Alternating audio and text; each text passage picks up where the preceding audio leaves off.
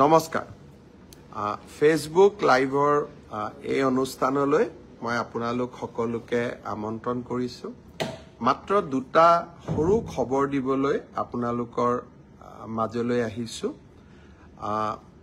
আপোনালোক সকলোৱে বিশেষকৈ আমাৰ যুৱ বন্ধু সকল অত্যন্ত উৎকণ্ঠাৰে সৈতে অপেক্ষা কৰি আছিল যে পুলিচৰ কনিষ্টবল সকলৰ নিযুক্তি কেতিয়াৰে পৰা হ'ব বা কোন দিনাখন হ'ব মই জতে মিটিংলৈকে যাওঁ তাতেই মোক খুধে যে মামা আমি পুলিচৰ ইন্টাৰভিউ পাস কৰিলো আমি এপইন্টমেন্ট লেটাৰ কেতিয়া পাম মই আপোনালোকক আজি জনাব খুজিছো যে আপোনালোকৰ উৎকণ্ঠাৰ অন্ত পৰিলে 3 তাৰিখে গুৱাহাটীত আমি আপোনালোকক নিযুক্তি পত্ৰ বিতৰণ কৰিম যিসকলে পুলিচ কনিষ্টবল বা কমান্ডো এবি ইউবি এসআই যিসকলে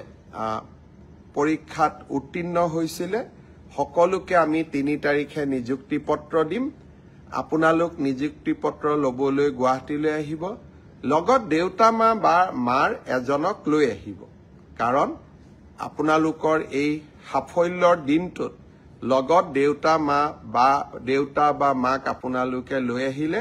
তেওঁলোকেও ভাল পাব আৰু আপোনালোকেও আনন্দ অনুভৱ কৰিব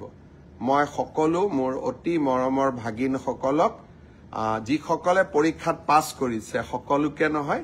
যিসকলে পৰীক্ষাত উত্তীৰ্ণ হল তেওঁলোকক নিযুক্তি পত্ৰ লবলৈ মই 3 তাৰিখে আকৌ এবাৰ নিমন্ত্ৰণ জনালো এতিয়া সকলোৱে ভাবিব যে মই এডিআৰিত পৰীক্ষাত পাস কৰি আছো মই হেলথত পাস কৰিছো এগ্ৰিকালচাৰত মই পাস কৰি আছো আমাৰ নিযুক্তি পত্ৰ কেতিয়া পাম মই এনেকৈ আপোনালোকক যেতিয়াই আমি সাজু হৈ যাও মই এনেকৈ আপোনালোকক খবৰ দি থাকিম আপোনালোক ধৈৰ্যৰে সৈতে অকনমান আমাক সময় দিয়ক ধৈৰ্যৰে সৈতে আপোনালোকে অপেক্ষা কৰক আৰু এটা খবৰ দিব খুজিছো ইতিমধ্যে আমাৰ মেট্ৰিক পৰীক্ষাৰ দিন ঘোষণা কৰা হৈছে আমি এটা আঁচনি আপোনালোকৰ বাবে আগবঢ়াই দিছিলো যাতে মেট্ৰিক পৰীক্ষাৰ যিসকলে মেট্ৰিক পৰীক্ষাৰ সন্মুখীন হ'ব তেওঁলোকে যাতে কিতাপ এখন কিনিব পাৰে পেন এটা কিনিব পাৰে কলম এটা কিনিব পাৰে গাখীৰ এগিলাস খাব পাৰে অলপমান নোটৰ বহি এখনো কিনিব পাৰে সেইভাবে আমি প্ৰতিশ্ৰুতি দিছিলো যে আপোনালোকক আমি মেট্ৰিক পৰীক্ষা নোহোৱালৈকে মাহত 300 টকাকৈ দি থাকিম এইবাৰ প্ৰায় 4,25,000 ছাত্ৰ ছাত্ৰীয়ে 28 তাৰিখে শিক্ষামন্ত্ৰী ৰনোজ পেগু ডাঙৰীয়াৰ সৈতে আপোনালোকক নৱেম্বৰ মাহৰ 300 টকাটো মুকলি কৰি দিম তাৰ পিছত ডিসেম্বৰত পাব জানুৱাৰীত পাব ফেব্ৰুৱাৰীত পাব প্ৰত্যেক মাহতে 300 টকাকৈ আপোনালোকে পাই থাকিব তৃতীয় আৰু এটা খবৰ দিব খুজিছো বিটিসি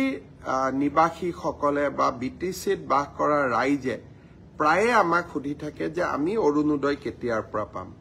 আমি বিটিসিত অৰুণোদয় তালিকাখন প্ৰায় সম্পূৰ্ণ কৰিছো অহা 12 তাৰিখে 12 ডিসেম্বৰ তাৰিখে কোকৰাঝাৰত মই যাম হাগ্ৰামা মহিলাৰী ডাঙৰীয়াও থাকিব আমাৰ মন্ত্ৰী বিধায়ক সকলো থাকিব 12 তাৰিখে আমি বিটিসিৰ অৰুণোদয় আঁচনিটো আৰম্ভ কৰিম আপোনালোক সকলে উপকৃত হ'ব আজি বহুত দীঘলীয়াকৈ ক'ব খোজা নাই বিধানসভা চলি আছে সেইকাৰণে মই ৰাজনৈতিক কথা বতৰা আজি আপোনালোকক ক'ব খোজা নাই চৰকাৰখনে বিকাশৰ কাম কৰি আছে উন্নয়নৰ কাম কৰি আছে আৰু আমি আপোনালোকৰ কাৰণে নিৰন্তৰ কাম কৰি থাকিম বিধানসভাও আপোনালোকে চাই থাকিব যোৱা কালিও মোৰ বক্তব্য আছিল তাকো আপোনালোকে নিশ্চয় শুনিছে বিশেষকৈ এই বিধানসভাতে চাহ বাগিচাৰ শ্ৰমিক সকলক আমি মাটিৰ অধিকাৰো দিম সেই কাৰণে এইকেদিন বিধানসভাত আহিবলগীয়া আইনবোৰ আপোনালোকে মিডিয়াৰ জৰিয়তে সোশ্যাল মিডিয়াৰ জৰিয়তে মোৰ ফেসবুক মোৰ টুইটাৰ মোৰ ইনষ্টাৰ জৰিয়তে আপোনালোকে চাই থাকিব পুনৰ এবাৰ 3টা খবৰ দিলো পুলিচৰ চাকৰি 3 তাৰিখে এপইন্টমেন্ট লেটাৰ দিম 28 তাৰিখতে মেট্ৰিকৰ কেণ্ডিডেটসকলে মাহত 300 টকাকৈ পাব